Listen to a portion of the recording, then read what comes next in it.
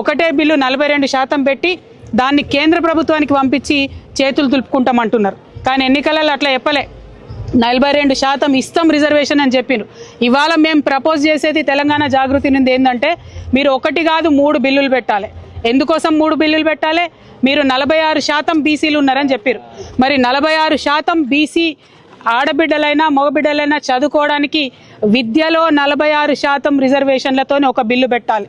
రెండవది 46% మరి ఈ పిల్లలందరూ కూడా ఉద్యోగాలకు అప్లై చేస్తూ ఉంటారు కాబట్టి ఉద్యోగాలలో 46% రిజర్వేషన్తో ఇంకొక బిల్లు పెట్టాలి.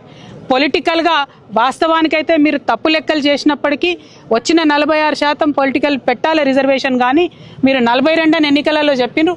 కనీసం 42%తోనన్నా మీరు పొలిటికల్ రిజర్వేషన్ కోసం 3వ బిల్లు పెట్టాలి.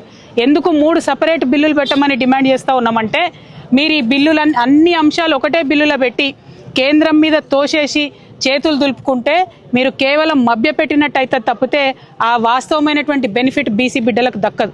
నిజంగానే బీసీలు 46% కన్నా ఎక్కువ ఉన్నారు, 52% ఉన్నారని చెప్పి ఎప్పుడో కేసీఆర్ గారు చేసిన సర్వేలో తేలింది. కానీ మీరు అది కాకుండా తప్పు లెక్కలు చేసి 46 అన్నారు. మరి 46% ఉంటే 46% మందికి విద్యలో అయితే రిజర్వేషన్ ఉండాలి కదా. ఈ విషయం స్టూడెంట్స్ అందరూ కూడా బాగా ఆలోచించాలి. ఇవాళ బీసీ స్టూడెంట్స్ అందరూ కూడా సీరియస్గా ఈ అంశాన్ని తీసుకొని సపరేట్ బిల్ ఎడ్యుకేషన్ కోసం పెట్టాలనేటటువంటిది మనం ఖచ్చితంగా డిమాండ్ చేయాలి.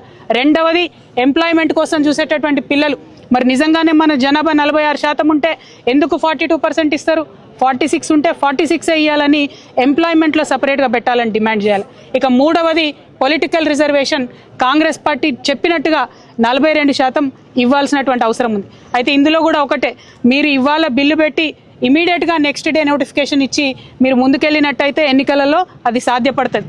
కానీ మీరు ఇవాళ బిల్లు పెట్టి వీళ్ళు కోర్టుకు వెళ్ళేటటువంటి అవకాశాలు ఇచ్చి ఆ చేతులు తులుపుకునే ప్రయత్నం చేస్తున్నారని నిర్దుష్టమైనటువంటి సమాచారం మా దగ్గర వస్తున్నది.